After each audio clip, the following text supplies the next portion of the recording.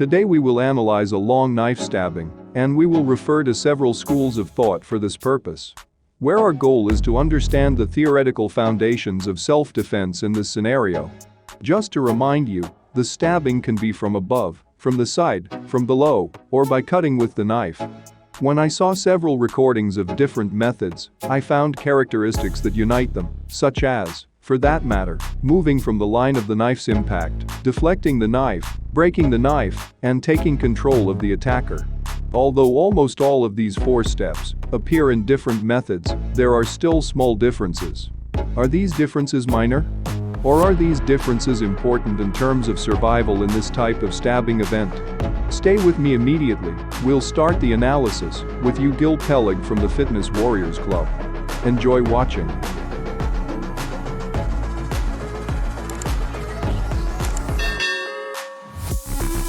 Let's start analyzing a long knife stabbing scenario using an interesting self-defense technique, which in its philosophy holds that if the attacker cannot walk, then he cannot attack either. The use of this technique can be seen in Chinese martial arts and in Israeli contact combat when the goal is simple. If the assailant with the knife is detected, then do not let him approach by kicking the leg and knees. Nick Drossos performed an interesting social test to strengthen the claim here, as it appears in this video. He randomly let people from the street attack him with a dummy knife. When he took a bit of a risk in my opinion, because kicks to gossip can end with an open fracture. But according to the video, he controlled the force of the kicks, and it can be seen that if the kicks were at full force, then there is a high chance that the attacker would have stopped due to damage to the motor part of his body. If we use our model to assess the risks of self-defense, we can say that the survival risk inherent in the exercise is average, meaning that the technique is applicable. In terms of the risk of survival under control, it is low because the better and more powerful the execution of a kick, and this risk can be reduced to a minimum. That is, the overall risk is below average.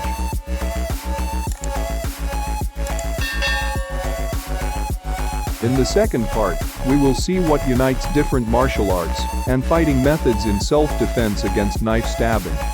First of all, pay attention that in all the methods in this video it is recommended to get out of the line of attack of the knife, and what is meant. When a knife is detected at the right time to go to the right or left of the dangerous line of attack. But this is only the first step of self-defense. As you can see, different schools recommend different continuation techniques. Whereas, almost every technique recommends taking control of the attacking hand with the knife in one way or another.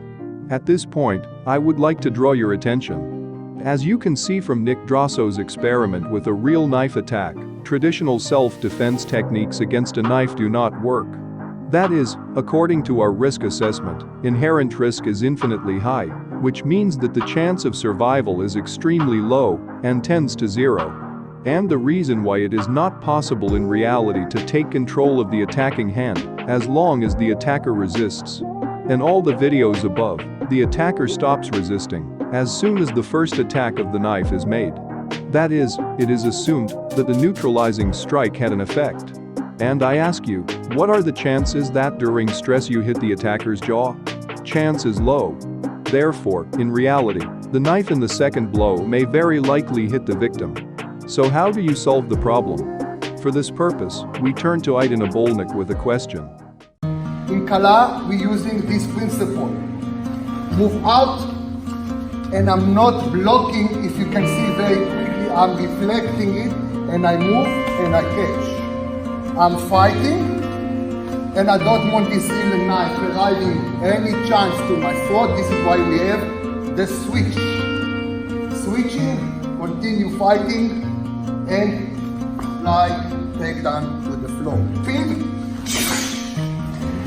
Again, full speed. Very important to apply the stress. Resistance is very important. But, and verbal abuse, okay? Maybe smack on the face. Sometimes you need to hold your emotion and your ego down. Okay? If I just now respond with a stupid mentality or try, grab and try from here to break it, I will make this much more worse.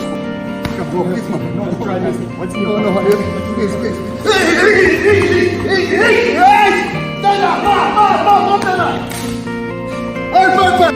Stop to teach people, stay in line of fire. You are literally killing your student. Defense and attack at the same time is not exist in your brain. When your brain see a danger, its concentration in the information is release the defense first.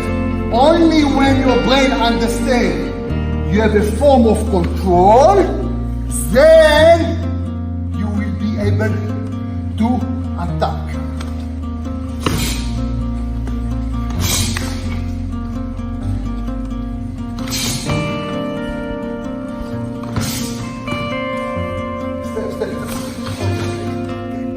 It just not go to work. No, like this.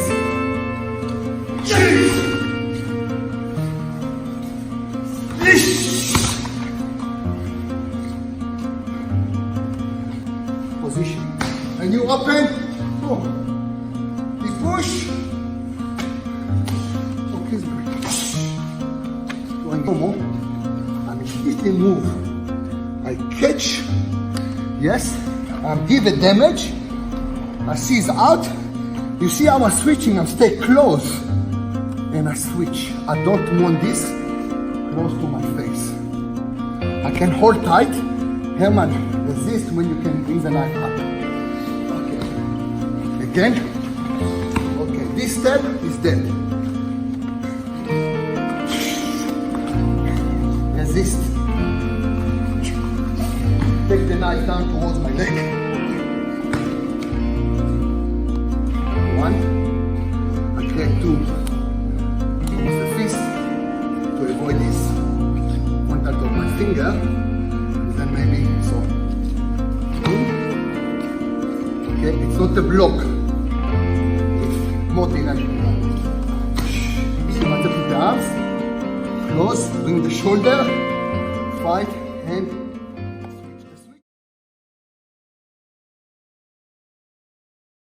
Dear friends, hope you enjoyed it. Subscribe to our channel, hit the bell below for more updates, and share this video on social networks. And don't forget to write in your comments what you think about this. With you is Gil Pelig from the Fitness Warriors Club. Thanks for watching. Dear friends, thank you for listening. If you liked our video, please subscribe to our channel and ring the bell below to get an update on our new posts.